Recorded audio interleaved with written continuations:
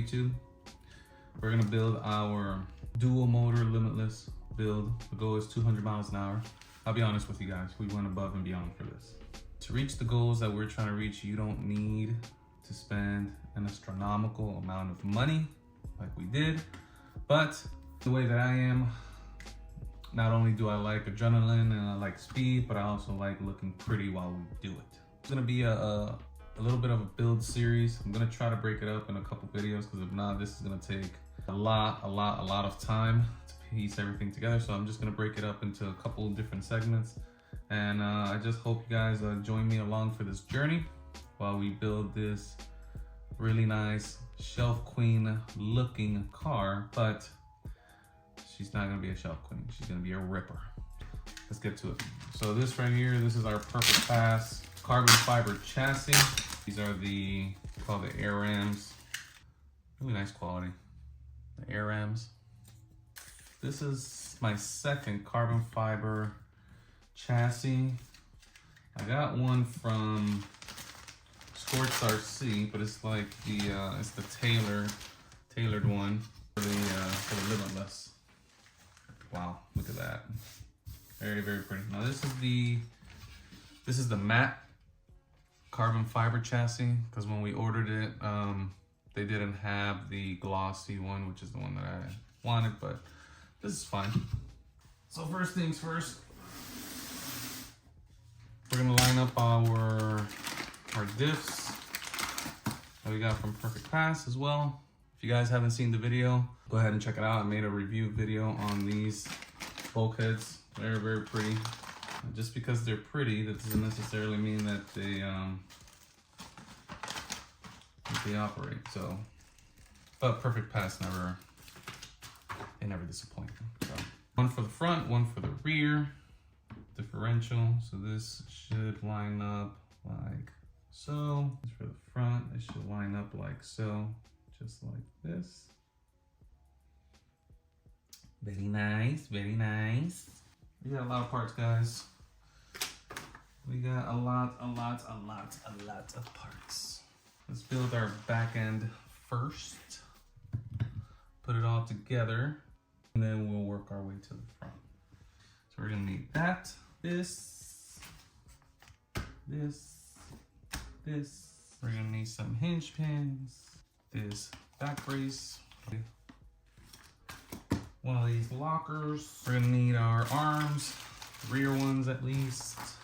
Our rear swivel. We still need to buy our wing too. Yep. Our bottom posts. Definitely the springs. We got these suspensions. Of course, we're gonna need to fill them up with some shock fluid. Look how they look. They look fantastic. They look fantastic. And also, I ordered this from online. It's used, but it's brand new. It was basically parted out. These are the diff. I got the whole diff housing from online, literally in brand new condition. This is the infraction diff, or AKA also the V2 Limitless gearing as well. So this is the 4215 GP5 gears. The thing that we're gonna use from this gear, both of the gears, and then we'll just keep the diff housing as extras. Also got some titanium standoffs for our suspension. Yep, also got the body post mounts over here. Got some aluminum sway bar mounts. And then we also got the rear camber links as well. All right, let's get to it. If you guys haven't done so yet, make sure you hit that like and subscribe button. Tune in to Havoc RC for all your RC content. We're trying to make quality stuff here.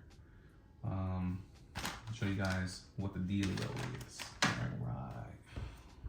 For safe precaution, we're gonna go ahead and lube it.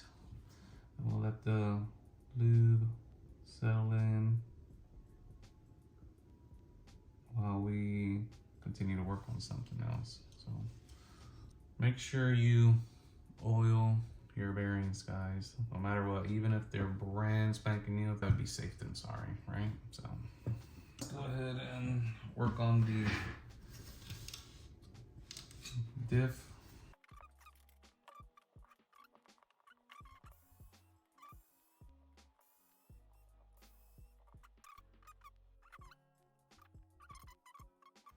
Brand new, brand spanking new, nice and clear.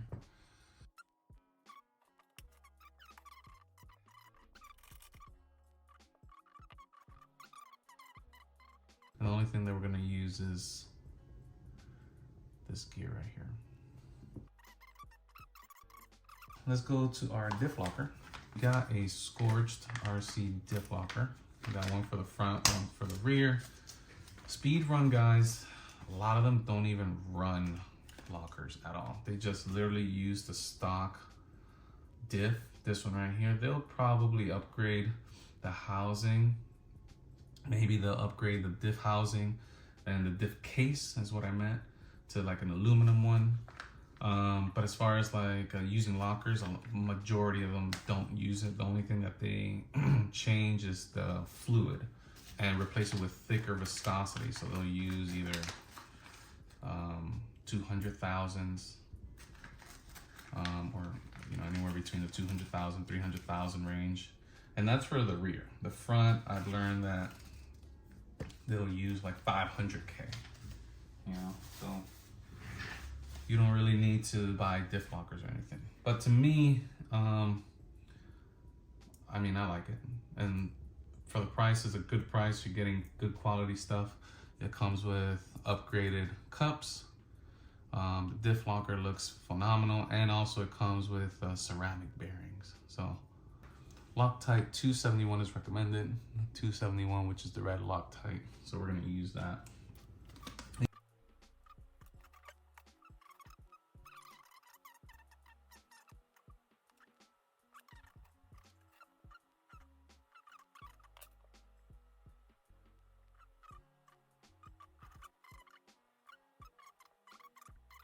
There. That's good. Perfect.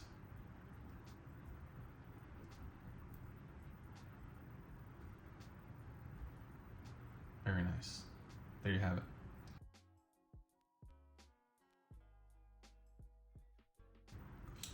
Now before we put it on, you see there is a little bit of play. We are going to shim it, obviously, so we can get just the perfect mesh. But this is how she looks, guys. Looks very, very, very good. We just fitted our cup, so it's nice on there, our perfect pass cup. So now when we put this on, we're gonna have to shim it. Make sure you always shim your diff, guys. You don't want premature wear on your gears. Now let me show you guys what I mean. You see that play? That is way too much play, okay? What we're gonna do is we're gonna shim it. So I have an assortment of shims. If I'm not mistaken, these shims right here are about like 2/1000 of an inch. So we're gonna put one on this side, two on this side. And we're gonna go ahead and put these on. So what you want is, you don't want it to be super, super tight. Put this on, there you go. Make sure they're nice and flush.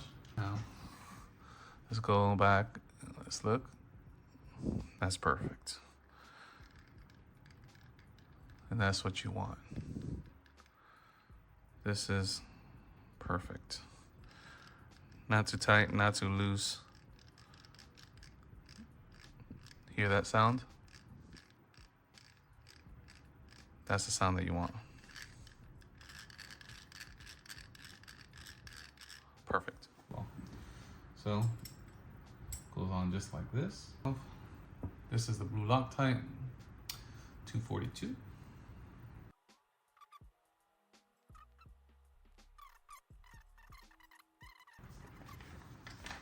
Let's go ahead and open these body mounts.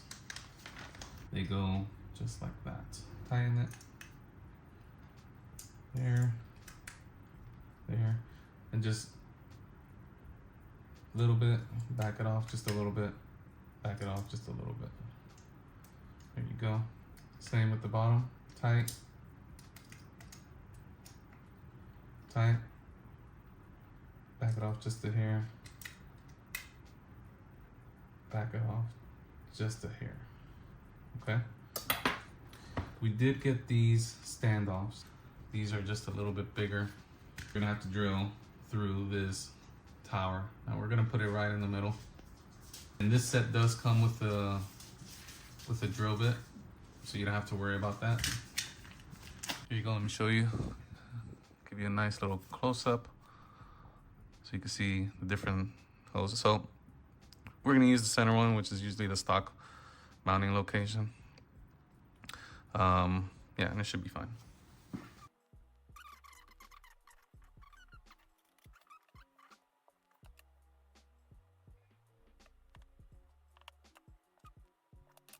All right, there you go. Sorry for the fingerprints, guys. I am gonna wipe it down once it's all said and done.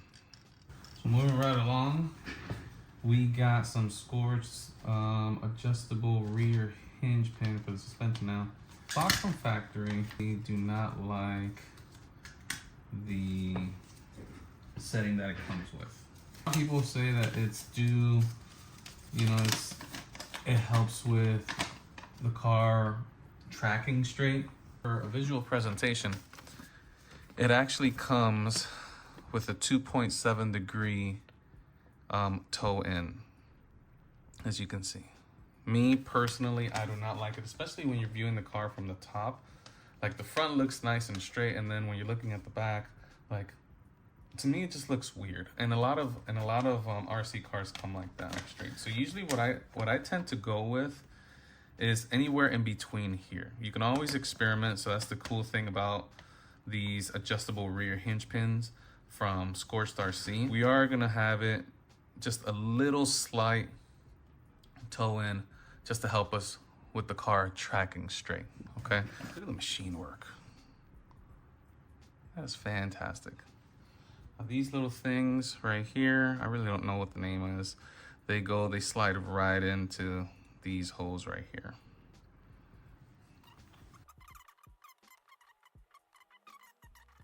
And then also, to tie these lower control arms from Perfect Pass, we did get some Ram Jam lower hinge pins. These are titanium.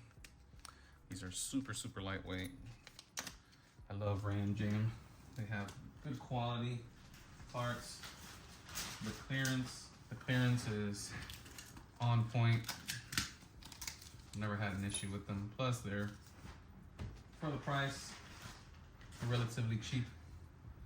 You can't beat them.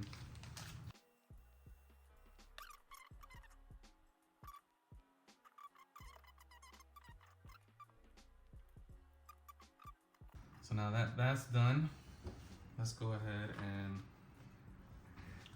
assemble our rear hub.